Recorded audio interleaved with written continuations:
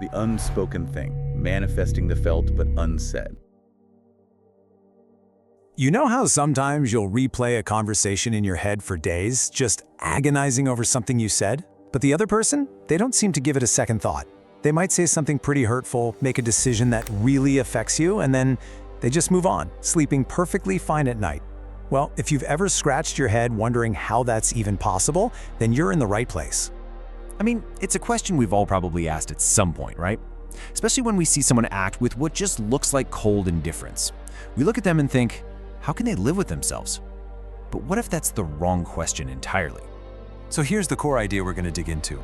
A lack of guilt isn't always a moral failing. Sometimes it's about a fundamental difference in how a person is wired on the inside, their internal architecture, so to speak.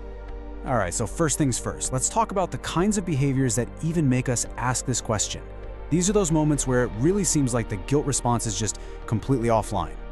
We've all seen this stuff in one way or another.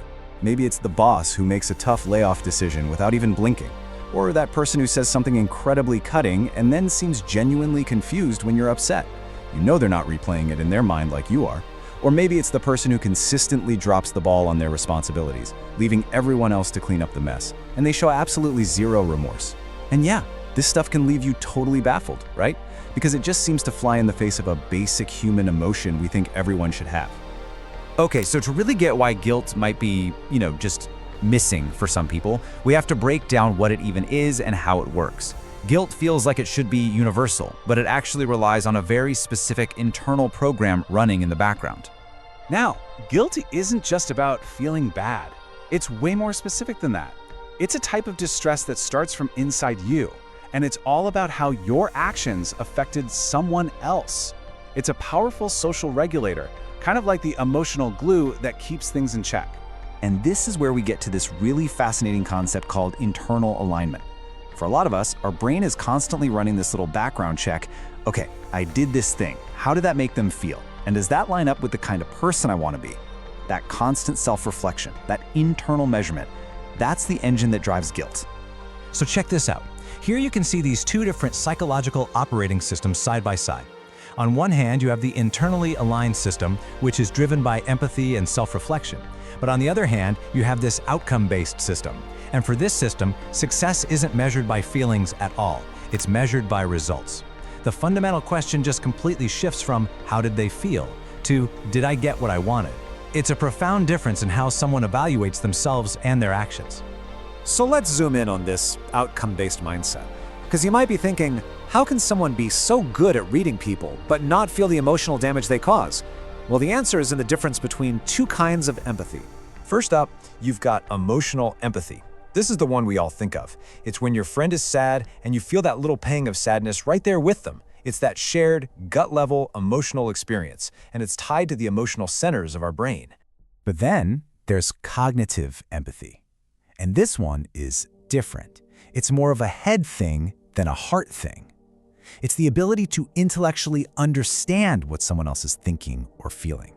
You can predict their moves, you can see their point of view, but you don't actually feel it with them. And here's the absolute kicker. You can have one without the other. It's totally possible for someone to be a genius at cognitive empathy. They can read a room, be incredibly charming, and know exactly what to say to persuade you, all while having very low emotional empathy. It's like they have a perfect roadmap of your emotions, but they're driving a soundproof car. They can see what's happening outside, but they don't feel the vibration. And if you don't feel it, well, where's the guilt going to come from? So if that guilt program isn't installed, what runs instead? The mind really doesn't like a vacuum. Instead of that internal sense of guilt, a whole different set of mental tools gets used to keep everything feeling consistent and conflict-free on the inside. Psychologists have a name for this. It's called moral disengagement. And it's basically a toolkit of cognitive strategies that let someone do something and still feel perfectly okay about it. And listen, this isn't always some conscious evil plan. For a lot of people, it's just an automatic way of framing the world that makes their actions seem completely logical and reasonable to them. You see this stuff everywhere. That brutal, hurtful comment gets reframed and repackaged as a virtue. Suddenly, it's not cruel, it's just being honest. That's a classic moral justification right there. Or how about this one? The blame gets totally flipped. The problem isn't my action, the problem is your reaction. This neatly disregards the consequences of what was said or done and puts all the blame on the other person for having feelings. And then, of course, there's the classic wall of not my responsibility. It's like they draw a very, very small circle around their duties, and anything that happens outside that circle is just not their problem. From their perspective, it's not an excuse, it's a simple statement of fact. So, where does all this come from? I mean, are people just born this way, or does it develop? Well, the truth is, it's complicated. It's a mix of our life experiences, our environment, and yeah, biology plays a part too. Our internal architecture gets built brick by brick over a long time. Some research points to a few key environmental factors. For instance, a child growing up in a chaotic or neglectful home might learn early on that tuning into their own emotions or the emotions of others is either pointless or even dangerous, so their system adapts. You also see this in super competitive environments, maybe at work or even in a family, where being decisive and results-driven is rewarded, while considering people's feelings is seen as a weakness. That kind of system will absolutely reinforce an outcome-based way of operating. And look, it's not all about nurture. Nature plays a part too.